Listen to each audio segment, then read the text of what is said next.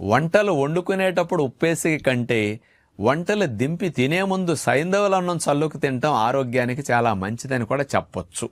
ఎందుకంటే వండుకునేటప్పుడు ఉప్పేస్తే ముక్కలు పీల్చుకొని గొజ్జు లోపలికి ఉప్పు వెళ్ళి ఎక్కువ ఉప్పేస్తే తప్ప టేస్ట్ సరిపడా రాదు. అదే వండేటప్పుడు ఉప్పు వేయకుండా దింపి తినేటప్పుడు ఉప్పు చల్లుకుంటే పైనే సైంధవుల అన్నట చల్లినప్పుడు ఆ టేస్ట్ సాల్ట్ ఇది పైకి తగిలేసరికి మనకు రుచి అనిపిస్తుంది, పదార్థం వెళ్ళిపోతుంది. 90% సాల్ట్ వాడకం, 80% సాల్ట్ వాడకం, పైన సైంధవులన్నం చల్లుకోవటం ద్వారా సాల్ట్ వాడకం లోపలికి వెళ్ళటం బాగా తగ్గినట్టు అవుతుందన్నమాట. జబ్బులు బాగా తగ్గాలి, మందులు బాగా పోవాలి అంటే ఉప్పు మానలేని వారు సైంధవులన్నం పైన ఇట్లా చల్లుకు తినటం వల్ల కొంతైనా లాభం అనేది ఇట్లా కనపడుతుంది.